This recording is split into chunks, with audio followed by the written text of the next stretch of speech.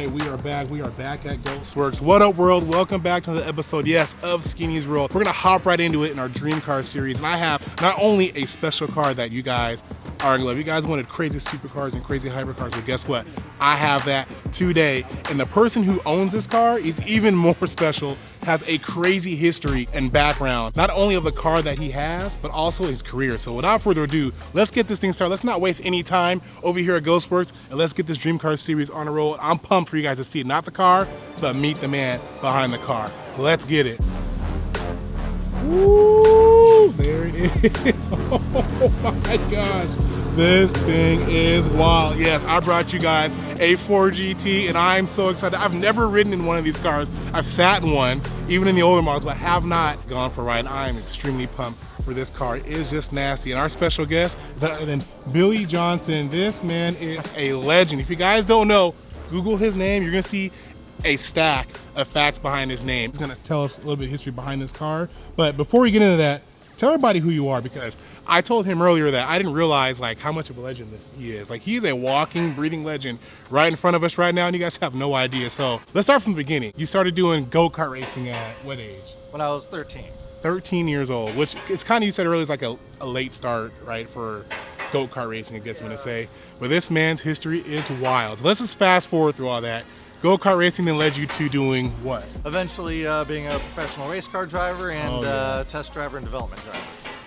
Now, what car did you help test and develop? A lot of them, including the 4GT. That is wild. Not only do we have a crazy car, but he helped him develop this thing. Okay, so now I'm gonna rewind back to it. Let's talk about your driving history, because a lot of us guys, a lot of you out there who love cars and love racing, we always talk about the Le Mans race, right? And how crazy it'd be to drive for 24 hours, compete. He did it. Like, literally did it and took 4th place. Like, didn't lose, like, he won. That's pretty crazy. It's pretty incredible. I've met race car drivers, but not like an actual like Le Mans race car driver. In 24 hours, like, that training has to be crazy intense. Absolutely. And it's wild. Yeah, that race is just completely insane. A lot of energy, a lot of stress. But, yeah. Amazing. Definitely. That's like 24 hours? Like, just to stay up 24 hours, like to hang out. Some of you guys go party and do your thing out there in TJ or LA for just 13 hours, but to race and drive competitively for 24 hours, that is insane. Like, dehydration, like, to the max, that's nuts. I know what to say, I'm like speechless. So, okay, so what else did you do besides Le Mans? Let's start from the beginning. Like, your first actual professional race was what? What'd you do, your first race? I spent most of my career racing in the Grand Am, or now IMSA racing series, in sports cars. So worked my way up through the ranks from like the lowest level in ST up to GS, GT, prototypes, and then between then I did some NASCAR races, prototype races. That's nuts. And then the 24 hours of Le Mans for Ford. Wow. Okay, before Le Mans, what was like your favorite car you actually got to race? Like, what series was it? I didn't get to race it, but I tested the BMW M3 GTR, the E46 with the V8. That car was very special and definitely one of my favorites. Out of all the cars, that one? Yeah. That interesting. Wow. The amount of development that went into that car and just everything about it. Like, I was big into BMWs. Back in the day, I was a BMW factory junior driver racing in the Formula BMW series. Wow. And yeah, that was definitely a pretty iconic car. Like, just in general for sports car racing, that's a pretty special car. Before you get to the 4GT, you developed other cars before that, right? Or was this one first? Or kind of coincided the same? They were about the same time with the Shelby GT350. Was actually a little bit before this program. Okay. So I was driving for Multimatic in the IMSA series, and they helped with the development of the GT350. Yeah. And then they were the manufacturer working with Ford on the. Oh, we got a car starting up. You didn't develop that one. I would say the 4GT and the 500 is probably better than that one. What do you think? I like cars. You like cars? I can appreciate all different kinds of cars. That's awesome. This one's a little bit heavier though, I'll say, like a boat. Sounds great though. Fun fact, around Sebring Raceway, that Hellcat is actually faster than a BMW M4 for one lap. For one lap? Yeah. And then it catches up? No, then it loses its brakes. So within a lap, it fades its brakes really hard, but that one lap loses its brakes. Is outright faster than a BMW M4, but the M4 will do that lap after lap, and that's the older like F82, not the new G gotcha. M4. So the first M4. That is a fun fact, actually. I tested that. Did you really? So benchmark testing with the GT350. Yes, when we were benchmarking the GT350, of course, we had all the competitor vehicles, Yeah. Camaros, Hellcats, That's BMWs, cool. Porsches, and yes, the Hellcat is Wow. faster around Sebring.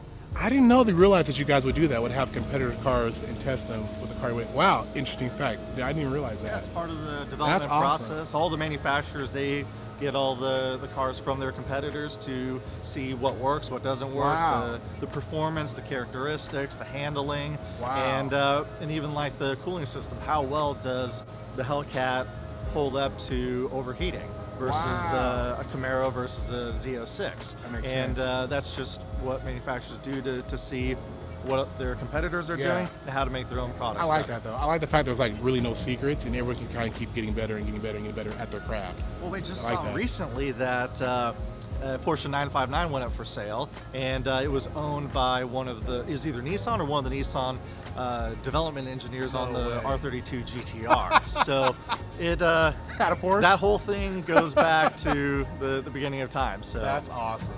That's cool. Okay, so you went to development from the Ford, the GT350, Then the like GT. from start to finish, right? GT350 and the 350R was laid into the program Okay. of the 2016, the first Okay. car, and then I stayed on that program through the updates in 2018. Nice. Then the Ford GT program came about, and then the GT500. That's wild. Think about it. His job is to push the car to the limits to see what doesn't work so they can make it better. How would you guys like to go well over 100 miles an hour, maybe in some turns, hoping the car is going to stick and nothing breaks? That's a fun but dangerous job. That's pretty wild. That's also exciting though. You get to see like start to finish. And you see him on the road, you're like, yeah, I was part of that, building that car and making it handle and drive the way it does. Okay, let's get to the Ford GT. So after development, like what made you want to like buy this car, I guess is the next question. Well, it is just an iconic car. The story, Ford versus Ferrari, the movie that came out, it's one of the greatest racing stories of all time. Sure So then is. when Ford decided, hey, we're going to go back 50 years later and under the expectation of winning it again, like that is just a huge, huge ask to say, we're going to win this race. Like, Yeah. arguably one of the hardest races in the world to win. Yeah. And we're going to go back there and win. They developed a car from scratch instead of taking a Mustang or Yeah. like most manufacturers, they develop a street car and then Yeah. they go make it into a race car. The story behind the GT is so special because Ford's like, we're going to go back to win Le Mans. How do we win Le Mans? How do we make the outright best vehicle Yeah. for the rule book? So they took the rule book, they had the manuals and all the legal stuff for criteria of making a street car. Uh-huh. They had both of those. It's like, how do we make the best race car that still meets all the crash test standards and all the road legal Yeah. type stuff? And then we're going to build a car from scratch to go win Le Mans. So instead of building a street car first and making it into a race car, the Ford GT, the street car, and the race car are by far the closest in similarities Wow. of any of its competitors. Most of the competitors, like the Porsche Yeah. 911's rear engine, the Yeah. car that we were racing against was the mid-engine. Oh, wow. And then same. There's differences. It's not like it's the same car from the track straight to the street. This one is. It is. That's So awesome. absolutely, the GT is by far the closest to the race car of any of those. And when you're Awesome. behind the wheel, when you're feeling the chassis, like the suspension geometry is the closest to the race car, unlike some of the BMWs and Porsches that have struts in the front instead of independent upper and lower control arm. Yeah. The race cars had the proper independent upper and lower control arms, where the street cars have struts. Yeah. So those are like dramatically different, where this, like the race car and the street car are so close, where Yeah. the shocks are on the race car is where they are on the street car, where the That's crazy. suspension points are almost identical. So this is very much like driving the Le Mans race car. I know I don't want to give a spoiler for them, but like, what triggered you to buy this car? Because the story's pretty dope. Like, it goes hand in hand with your racing, right? So like, So being a part of the development of both the race car and the street car, which happened, like I said, at the same time. So we Yeah. were at the racetrack with the street car, dialing that in, and the race car, getting that ready to race at Le Mans. Just being a part of this program was so special. Then to be named one of the 12 Le Mans drivers, one of 3 Americans, was just, at the time, 2 Americans, but 3 out of the whole program, Yeah. was extremely special. Like, this is just an insane, amazing car. Very difficult to get with the whole ordering process and application process. And it wasn't until after the Le Mans 2016. So the program won, the number 68 car won.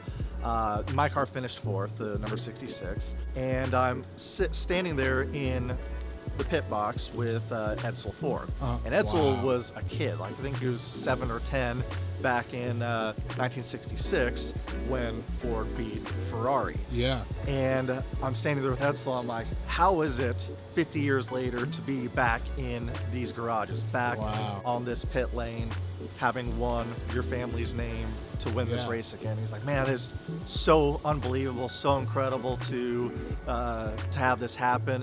And he said, Billy, you were a huge part of this program with the development of the car and everything that you've done. Like, I can't thank you enough for your contributions to this program. And that was just such a special moment for me. Very, very meaningful to have that kind of acknowledgement from Edsel Ford. Right.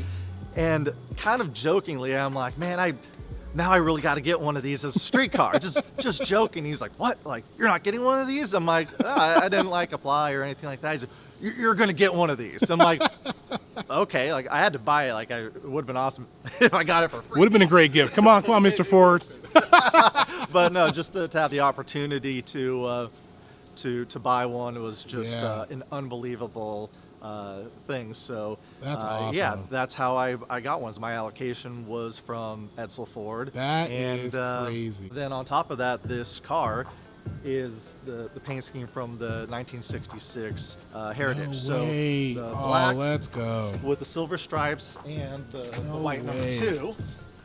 Wow. Is the paint scheme from the car that won in 1966. So my race car was car number 66 as paying homage to the car winning in 1966. This is the car paint scheme that won in 1966. That's so cool. And this is also chassis number 66. No way. Everything just ties in. Definitely. That's crazy. That kind of gave me the chills right there. That's nuts. This is a very special car. Heck yeah, that's special. Your favorite thing about the car, I think is what people want to know. Like, what do you love about it? So, I'm a car guy. Like, I had so many amazing opportunities to work with Ford on some of their best sports cars that they've ever built. Like, we're talking about some other brands. I love cars. I'm a car guy. I've always been a car guy. I've never been like hardcore brand focused. Forget everybody else. Like, I'm only this. I can appreciate almost anything about any kind of car. And again, in the development of this, we had all the Ferraris, McLarens, Porsches, Lamborghinis as competitor vehicles to understand those to make this better. And having driven pretty much everything out there, what really makes this car special is just how pure it is as a driver's car. The way I call it is it's the last of the analog modern supercars. Steering, you have hydraulic steering. Okay. So McLaren has that too, and that really improves their steering feel compared to E-Pass cars. This has hydraulic steering. Not only that, this has a normal clutch type differential rather than a lot of other cars have e-diffs, electronic diffs, or brakes that programs that make the brakes work to act like a differential. A lot of electronics. This is a traditional proper clutch type differential. Oh, nice. This also doesn't have active shocks that are constantly moving around. This has DSSVs, which are the world's most advanced shocks. They're the same DSSV dampers built by Multimatic that were on the race car. This is a pure like race car, and it actually does, like when you will ride in it soon, it doesn't ride like a race car on the street, but you'll see that in a second. In fact, it doesn't have the magnetic suspension that a lot of cars, Ferrari.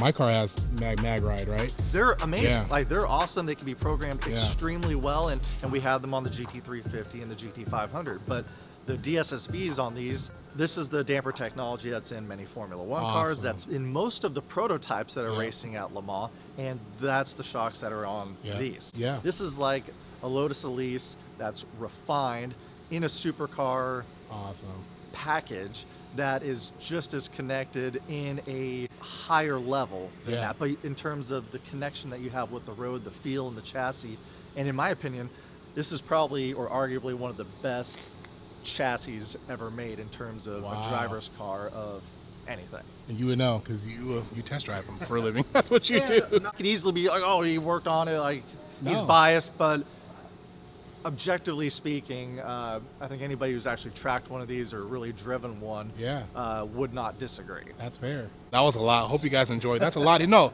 that's a lot of history, but like amazing information that I've never gotten. I know they've never gotten before on this channel or any other channels, but it's crazy how like we're sitting with someone who helped develop the very car that we're going to go into. And I really appreciate it more when you realize the development that goes behind it. A lot of us, we don't realize that. Like we see, we're like, oh my God, that's awesome. I want one. Dream car, but we don't know like really what goes into development of these cars and like why they're so special and like why people want them. Development wise, so what goes into like the development? So like, do you take it on the street and you give feedback, or are you like on a simulator you give feedback? Like how does that work when you have to like help them develop and when they're going back and forth between ideas on the car? So like the Mustang programs, the GT350 and 500, chassis there, most of that's already existing. So you have the engine in there, you work on the transmission, the suspension settings, aero, and you have a foundation that you're building on. Yeah. But with the Ford GT, that was from the ground up. My early involvement was I was driving on the simulator. Me and Scott Maxwell were the two racing development drivers, and we were driving on the simulator before we even knew what the car looked like. Oh, that's great. And it was a combination. This is really, really rare. Like this doesn't happen in the development of like any modern sports car or supercar. We're on the simulator, and there's input from the aerodynamics team putting the simulations in. The chassis guys putting the simulations in. Then the design studio would be like, oh, we want to make the car wider, or we want to make it look like this, or make it look like that. Then those changes go to the aerodynamicist who punch in the math. That math goes into the model. Then we're driving it on the simulator, and it's like, if you change that, it made us a second faster at Le Mans, or it made us 2 seconds slower. That's a bad change. Simultaneously, that's not really talked about a lot, this whole technological aspect of how to make this car win Le Mans. So it wasn't just purely focused that we're gonna make this cool, beautiful design and we're gonna go race it. There was a lot more behind the scenes in terms of, and that's also part of the reason why there's a V6 in this car, is that the size of it allowed for a narrower body and shape for better aerodynamics, so it's faster at the Le Mans straightaways. Wow. In addition to that, this car was not built to be a 900 horsepower street car hypercar. It was designed with one purpose, and that was to win Le Mans. And it did that. And for that rule book, that car only made 500, maybe 520 horsepower. So the road car makes well over 100 horsepower more than that. And you don't want a giant engine that is making 500 horsepower. You want a fuel efficient, proper sized, packaged everything engine that makes the power you're trying to target, which is another reason why the V6 was chosen. So you don't have that big old engine, you're not going to use all that horsepower. Like, what's the point? Exactly. It's purpose built. What's one like design on here that, looking at the car now, wasn't necessarily like part of the original design, but based off the data analysis and you guys giving feedback that they actually changed on this car? Is there anything like one thing you can give us that maybe would have looked different? I can tell you a whole bunch of stuff. But give me one thing. Like the under aero in this has some of the most advanced aerodynamics of like any road car, even like today. The whole front end is giant wing, the keel like a Formula One car, and all the air exits out of this duct in the door. So all the downforce from the front of the car is evacuated out of the side of the door.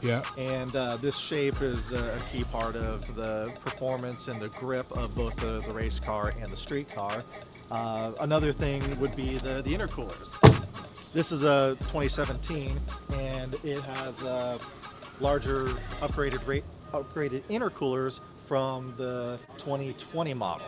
Oh, wow. So that was something that was done. The original ones were smaller, they were black. And these bigger intercoolers are from the 660 horsepower car, and definitely helps keep all that power well into triple digit temperatures. Awesome. Or also, if any of you guys out there want to race or even maybe proceed that type of career path, or you're just passionate about it, a lot of you guys do go to Button Willow, other racetracks out there.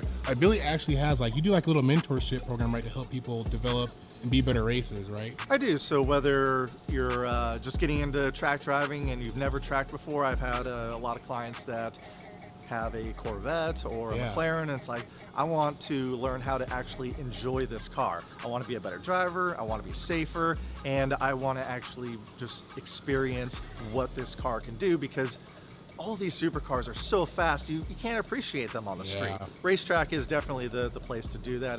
And I work with everybody from beginners to advanced track day guys on up to professional race car drivers, including NASCAR drivers. So for the last 15 years, I've worked with a lot of the Ford NASCAR Cup drivers to get them to be better road racers.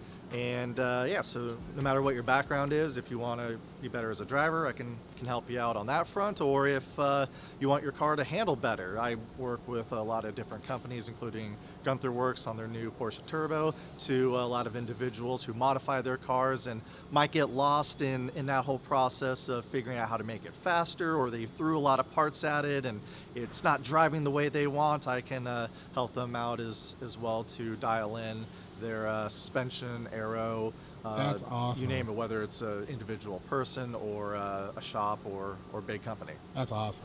Once again, once you guys see his list of things he's accomplished, like, you guys need to hit him up and do that. Because one, just to get lessons and learn how to drive properly on the track. And then if your car's not running the way you want it, now you can develop it and help you develop it, make it run and feel the way you want to and perform better. What's the best way to reach you on that? Is that through the website on your Instagram? Or? Yeah, through my website, BillyJohnsonRacing.com. Awesome. Or I'll put that in the link. You guys will see that. Or Billy J Racing at Instagram.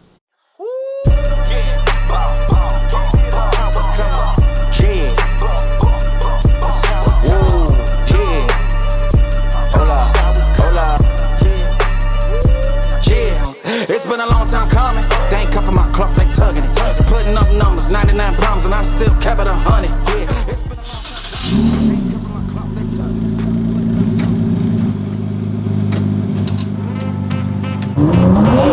Oh yeah.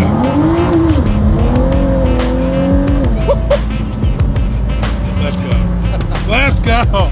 Yes. That was like the smoothest takeoff of that sort that I've ever been in before in my life. That was smoother than heck. Holy smokes.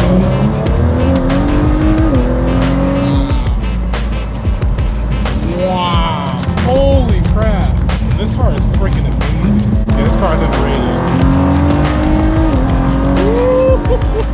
Dang, that thing handles. Wow.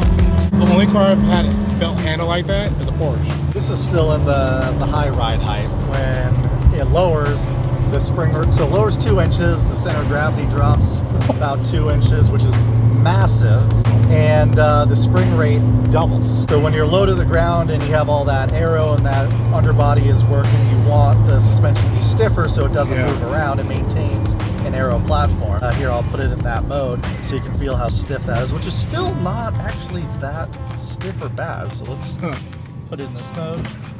Oh my gosh, it just dropped. It just dropped. That was sick. Oh my gosh, that was so dope. So now in track mode, you can feel the road a little bit more. Yeah. It's not as harsh in terms of the noise, vibration, and harshness as even like the GT3 RS. There's a lot of spherical bearings in there, and you feel like that. Like it damps it pretty darn well, even though it's much stiffer. You're right. Like you can tell it's way stiffer. Yeah, Joe, my buddy, he has a GTRS, and yeah, you're right. You hit it, it's very, very raw. Yeah, that is a little bit more forgiving. More race car for the street in terms of that kind of harshness. I wouldn't say clanking, but there's only so much you could do with those solid suspension mounts, where this doesn't have that that compromise. What buttons did you push to do that? I'm just curious. It's actually up here on the wheel. So there's track mode, sport, normal, wet, and oh wow, yeah, velocity right there. That's VMAX. Awesome. Oh wow.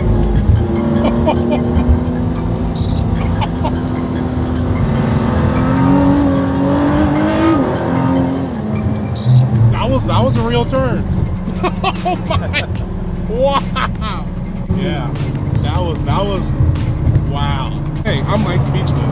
I get like this when I get speechless. I just say random stuff. That makes no sense. On the freeway? Yeah. What do you think of the ride? You said you get the sports hardness of it, but it's not so bad where it's annoying. It's not comfortable. Yeah. It's like the right temperature as far as stiffness. These buttons, like, it's pretty not almost, but kind of similar to the buttons on your race car. Well, the race car had completely different buttons, but the amount of buttons are about the same. Like we had like 3 different forms of traction control. Yeah, I bet. You're racing in your headphones, they tell you which map to switch from? They do. And does that depend on, like, is it tires, weather, or what style? Like, what does it all depend on when you switch maps? Everything. So the race cars have telemetry, so the engineers know exactly what's going on with the car. Oh my God, we just went up 2 inches like in seconds. That's crazy. Sorry, keep going. They know your tire temperatures. They know how much the tires are slipping and spinning and how that's going to affect degradation. Often they'll tell you to switch different maps, traction control maps, to manage all sorts of things. Okay, I'm gonna ask the one question I'm sure everyone's gonna ask, and you probably heard it a million times. You go to the restroom, do you just go? Funny enough, I had to ask it. yes, if you have to go, you go. You just go. And I'm not going to point fingers or name names. You've had to come behind somebody one time? And it wasn't me. Might or might not have been somebody at the last Le Mans 2019 that did not sweat profusely, but wow. had to go. But that's the thing. Like, if you have to go, you gotta go. So I have a little bit of a treat for you. Okay. So this is the first time you've been in a GT. You said it first time you've been in any kind of GT. Is that right? Yes, that's correct. So you haven't been in the 0506, and this is No. the first time in a new one. Yeah. This will also be your first time to drive a new one. You're joking. Yeah. Are you serious? Yep. Okay, this was 120% not planned. Are you sure? Yep. Oh my God. Oh my gosh. Okay. Wow. You guys know me. I never asked to drive anyone's vehicles ever. Wow. See that on the center console? That little lever is in a strap. So with your left foot on the dead pedal, so put your left foot on the dead pedal there, and put your right foot off. Wiggle like this with the pressure on the dead pedal as you pull that to release it. There, you can set the pedal wherever you want. That's crazy. So you can set it, so pull it again and wiggle it, and then just position where you want those pedals. So you have to... No way. So another reason why this car was so fast at Le Mans, this car had the highest top speed of all the GT cars. Yeah. It's because we're talking about the seating position is very small, the greenhouse is very small, and we're able to get it to be so small because you don't move. So like the LaFerrari, a lot of the cars now, they fix the driver's position, and the pedals and the steering move a ton. So that way you can make the cockpit much smaller for better aerodynamics. Oh my gosh. All right, everyone. I'm like pumped right now. This is crazy. Holy smoke.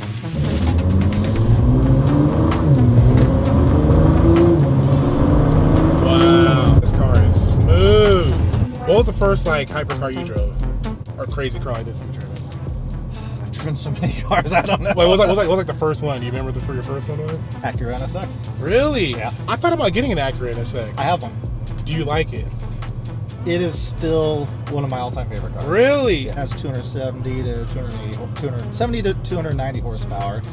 Real long gears, so second gear just will take you like 82 miles an hour. Really? So that's not very fun, but if you change the gear ratios in it, it's way more engaging and sporty, but chassis-wise, that thing was ahead of its time. Really? That chassis, that suspension, Senna was involved in the development of it. Wow. That thing is still one of my all-time favorite drivers' cars. Wow. This guy's like freaking out right now, getting the pictures of the car.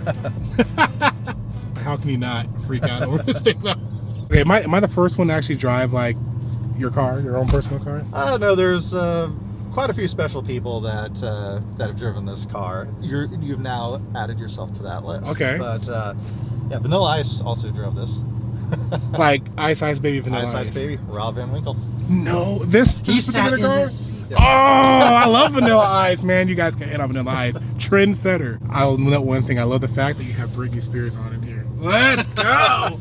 I love it. That's awesome. I don't know what playlist this is. Won't tell anyone, I promise. We won't tell anyone. I don't know if I'm able to hit it like you, but I'll hit it a little bit.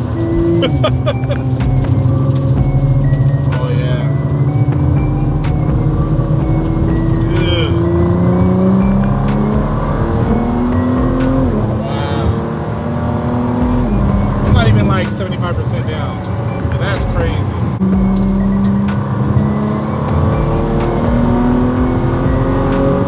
Dang, effortless. You're sitting there so calm, I'm like freaking out on the inside. Guys, first time driving any 4GT in a hypercar. This is nuts. You can like drop it down to third and hit it. It's left lane.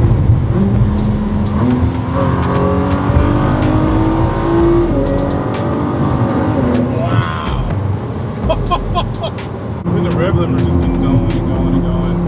Holy crap. Is that aftermarket exhaust or is that stock exhaust? That's the optional Akrapovic. Dude, it sounds really good. Yeah. It's not like obnoxious, it sounds like perfect.